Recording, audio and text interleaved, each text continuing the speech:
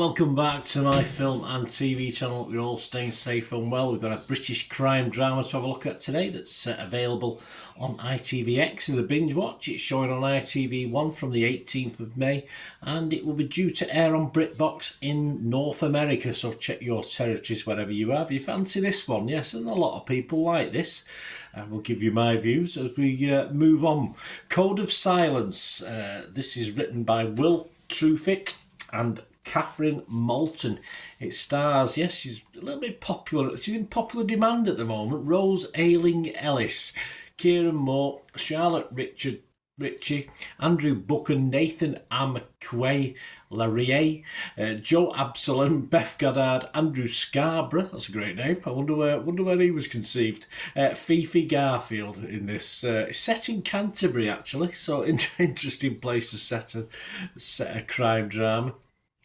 And it's about, yes, Rose Ayling-Ellis, of course, well known for a sort of a deaf actor, if you like, or so she plays a deaf worker from the police canteen who's called in as an emergency lip reader for an investigation. There you go. So don't go working in police canteens. You'll be dragged in by the cops to do various dangerous things. So there you go.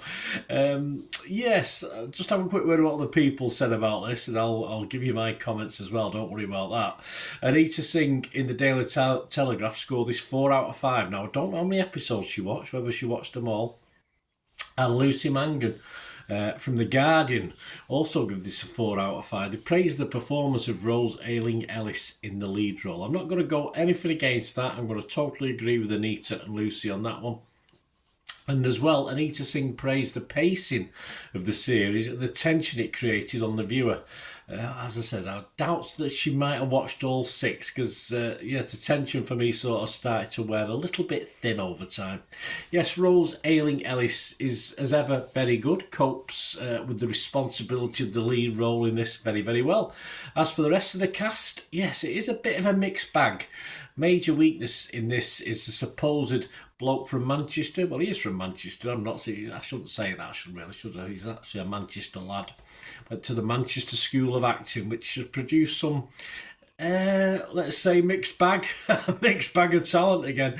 I think this guy was on Emmerdale. I think he's appeared on stuff on Peacock as well. Kieran Moore we're talking about. But he's sadly not that great an actor for me. He looks well. That'll get him work, no problem there. And the accent will possibly work in the US as well, because they quite like a northern accent, even though the acting's a little bit wooden. There was certainly plenty of things like Game of Thrones, stuff like this. So, yeah, the US like a northern accent. So I think Kieran Moore will be busy. I think he'll always be busy, but he's not great for me. It doesn't make the viewing experience very enjoyable, as I say, even though he looks the part, but I'm not really after that. I'm after someone who can act the part. That's the problem. Carol Midgley in the Times called it a fresh original drama that has done the near impossible and given us a cop drama with something new to say. Really? I did find the storyline to begin with, of course, with the lip reading slightly different, but you very quickly, or I very quickly, and some other people have as well, begin to struggle. Dom Robinson, DVD Fever, my mate over there, he was a bit similar to my thoughts on this. The believability as far as the police's relation with who is a civilian, the canteen worker, he's not a copper. And also the choices this character then goes on to make, having been warned by the coppers, makes this from the off a very, very odd watch and a little bit unbelievable for me. I mean, obviously the story moves along and they need to cut corners and do various things to move the story, make the story work. But you sort of get quickly into the flow. But the police use of the character is debatable. I doubt it's ethical. I suppose Carol is correct. Carol Midgley is correct. A cop drama with something new to say. Sadly, it's not overly realistic in its presentation. And definitely, once watched, whether it will live long in the memory is very, very debatable. By its nature, some scenes are a little bit repetitive, sort of getting people to spy on other people and reading lips. So there is a little bit repetitiveness in that. And of course, as the police are trying to do these sort of things. And full respect for the fact that they got 6 episodes out of this. It was quite an achievement. And Ayling-Ellis does well to hold this together for the most part, despite the story and the tales getting a little bit taller and taller, and just for me bordering on silly at certain times. And the twists and payoffs are a bit meh, just a bit meh for me, which is a great shame because a lot of people are liking this. I think most of the love for this surrounds the Ayling-Ellis role. And for me, by the end, I found it all a little routine as a crime drama. Nothing really special about it at all. And by episode 5 and 6, I was sort of ready to jump ship and forget this, but I was doing a review on it, so I had to go full hog on it. But 5 and 6, the climaxes to this, yes, a little bit disappointing for me.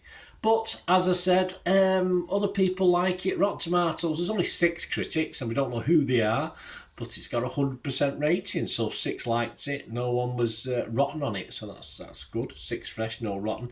Internet Movie Database, there's only 361 scores and reviews as I'm recording this on the 23rd of May 2025.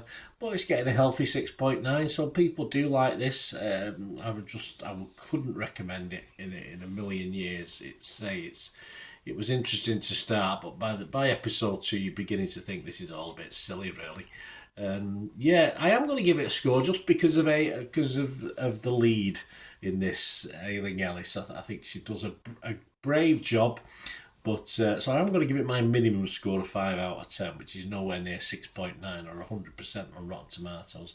But if you like silly crime dramas with seemingly no common sense shown by the villains, by the public, or by the police, then you might like this. But yeah, so as I said, I'll give it a 5 out of 10 purely for the efforts of the lead. As a story, as a drama in itself, it just didn't pass muster for me.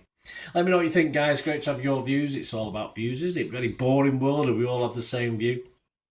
And I hope you like what I try and do on the channel. I can try and give other people's opinions and either agree or poo-poo them, depending what mood I'm in. So hope you enjoyed this. And if you want to help support the channel, guys, there are ways just from subscribing, or we do have memberships as well that help support me. So if you're interested in doing that, all I ever ask is you keep watching and listening.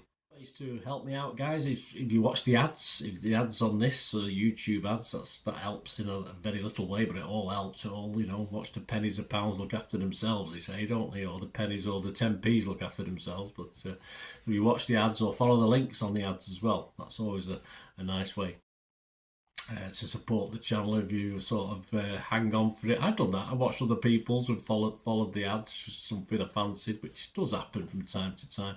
Of course, you can support me by pushing that subscribe button as mentioned earlier, and that's of course pressing the button so you know when these vlogs are coming out. And of course, I'm always interested in your opinions, and of course, if you can give us a like, that'd be wonderful as well. So thanks for watching, guys. Hopefully I'll join you very, very soon with something else. Until we meet again, I'll never ask one thing, don't I? Please stay safe, everyone. Bye for now.